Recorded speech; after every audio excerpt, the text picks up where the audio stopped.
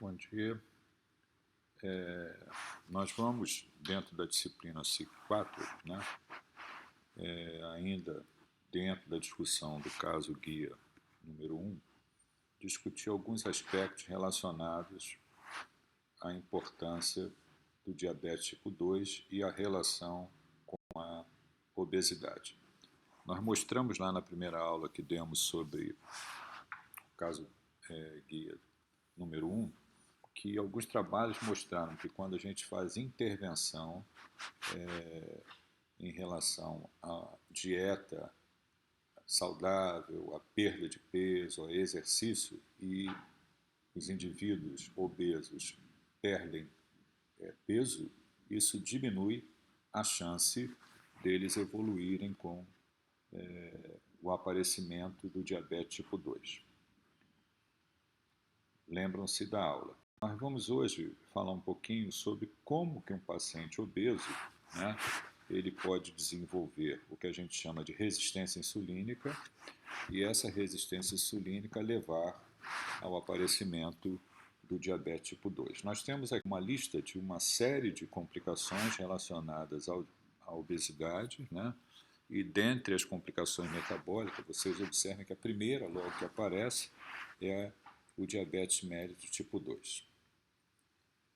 Para nós caracterizarmos um paciente como obeso, sobrepeso, obeso, é feito, né? Isso é uma orientação da Organização Mundial de Saúde, para o cálculo do IMC. Como está colocado ali, o índice é calculado da seguinte maneira: divide-se o peso do paciente pela sua altura elevado ao quadrado. E aí nós temos um número. Esse número é utilizado para a avaliação ou não de sobrepeso e obesidade, como mostrado nessa tabela. Indivíduos que têm um IMC superior a 25, né, até 30, né, por exemplo, são considerados com sobrepeso, e acima de 30 são os pacientes obesos, classificados na forma leve, moderada e severa. Então, a obesidade podemos caracterizar dessa maneira, avaliando-se o índice de massa corporal, como foi mostrado, como se calcula anteriormente. Falando da obesidade propriamente dita, nós temos aqui algumas informações importantes. A disfunção celular nos tecidos pode levar ao que a gente chama de desregulação lipídica, com acúmulo intracelular de diacilglicerol, ácidos graxos saturados e ceramidas, levando a modificação na expressão de proteínas, a nível celular, disfunção mitocondrial, aparecimento de estresse oxidativo, estresse da membrana retículo endotelial, deposição ectópica de lipídios e modificação de proteínas extracelulares, como, por exemplo, a hemoglobina glicada. Então, vejam uma série de alterações que ocorrem nos tecidos. Temos mais. Se a gente olha com mais detalhe, essa disfunção celular também modifica a sinalização celular. O que acontece quando ocorre essa desregulação, essa disfunção celular? Nós temos ativação de vias estresse responsivas que modificam vias de sinalização, como ativação de quinases, JNK, inibição do fator de transcrição NF-κB, via de sinalização do retículo endoplasmático para o núcleo, via que tem como alvo a rapamicina, via de sinalização extracelular de quinases, quinase de proteínas, via supressora da sinalização de citocinas, via da quinase ativada RNA proteica. Então, uma série de alterações ocorrem a nível celular por conta da disfunção determinada pela obesidade. A disfunção celular leva à resistência insulínica por potencialmente intervir na via da tirosinoquinase. Nós já vimos lá na aula anterior, quando a gente falou de ação de insulina, que a insulina atua através da via da tirosinoquinase. Então, essa disfunção interfere nessa via levando à resistência insulínica. A resistência insulínica por potencialmente intervir na via da tirosinoquinase, que é a sinalização do substrato receptor de insulina, e a consequente fosforilação de proteínas. Então, a disfunção acaba fazendo com que ocorra modificações na via de ação da insulina, levando à resistência insulínica.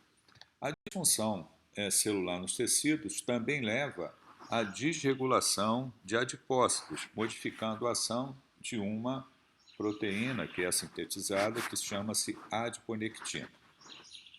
Nesse slide aqui, nós vemos que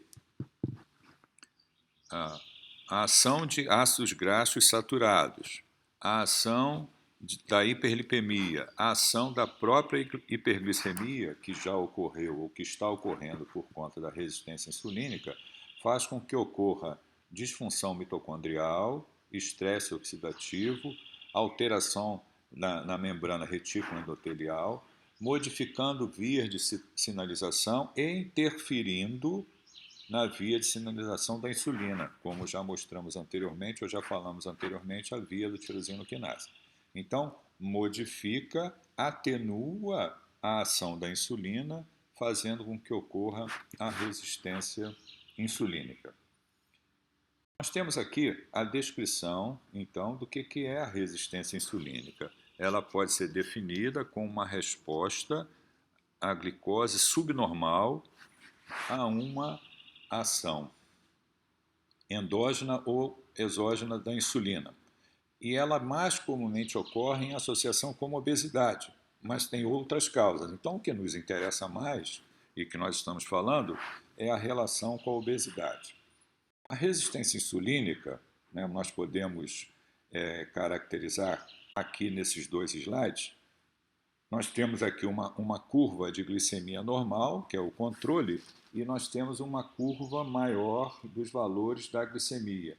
Quando a gente olha esse mesmo slide com a liberação de insulina, de acordo com o tempo, nós temos no controle uma liberação de insulina de forma mais moderada e uma liberação de insulina de forma mais intensa, com níveis mais altos, caracterizando a resistência insulínica.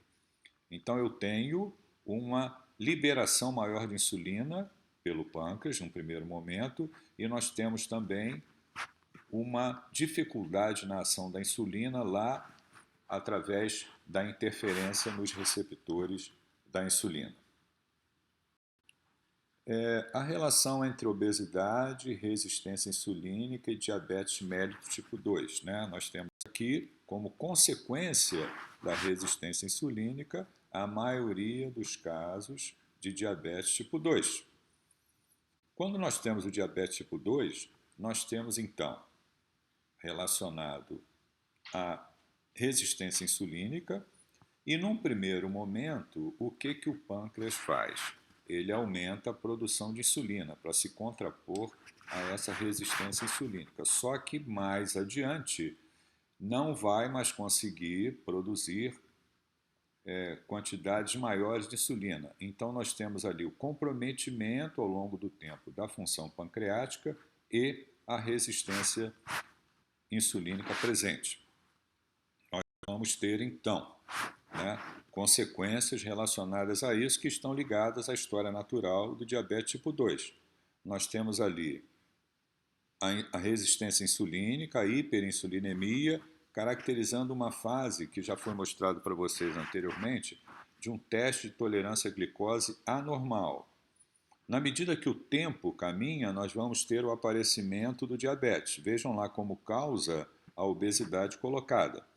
Vamos ter o início do diabetes, a hiperglicemia mantida e uma série de alterações que ao longo do tempo são desenvolvidas por conta desse contexto. Já falamos sobre isso também quando a gente discutiu o caso, né? Aterosclerose, hiperglicemia, hipertensão, retinopatia, nefropatia, neuropatia, que são consequências do diabetes tipo 2. E mais adiante, mais consequências relacionadas a essas alterações que significam cegueira, né, a causa principal de cegueira, por causa da retinopatia diabética, a doença renal crônica, a doença coronária e uma chance grande, por conta da doença arterial e também da neuropatia, como causa de amputação não traumática nos pacientes diabéticos.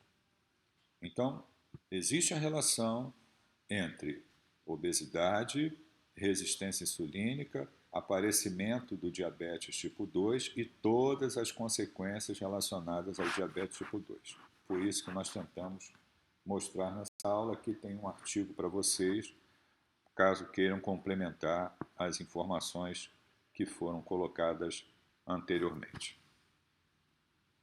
Bom dia.